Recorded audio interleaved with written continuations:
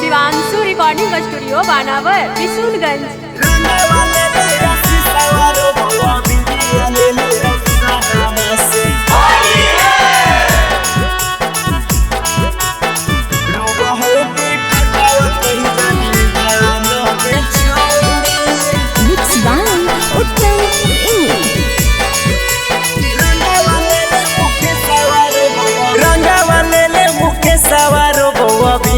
ले ले राजेशवा से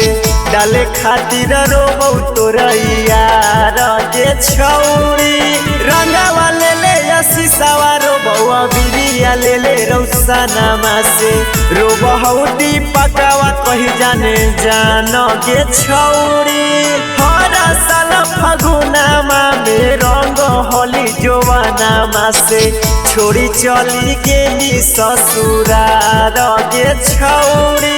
रंगवा ले ले टूना टूना मारो बउआ बिरिया ले ले बबलुआ से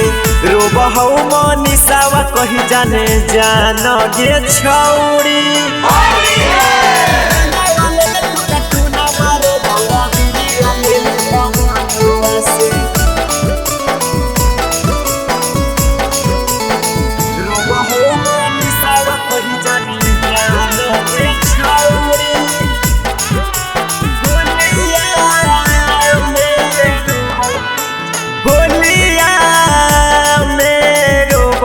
चकरिया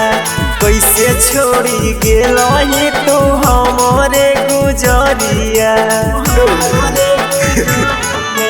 होलिया मेरो चकरिया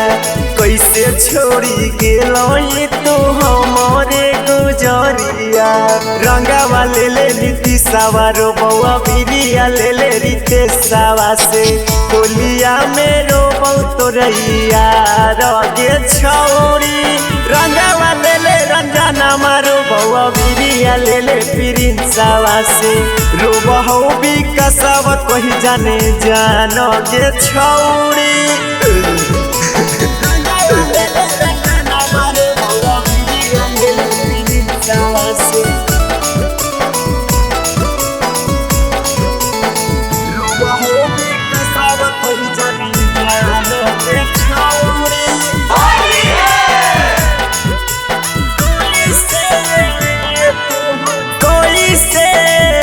छोड़ी चली गेलही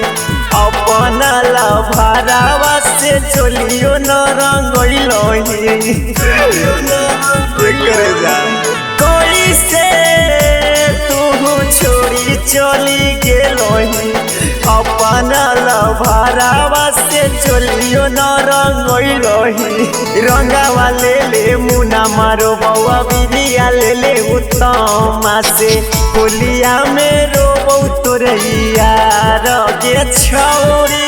रंगवा ले ले रितेशवा रो बउआ बिरिया ले ले रजनीशवा से रो बहुदी पकावा कही जाने जानो गे छौरी।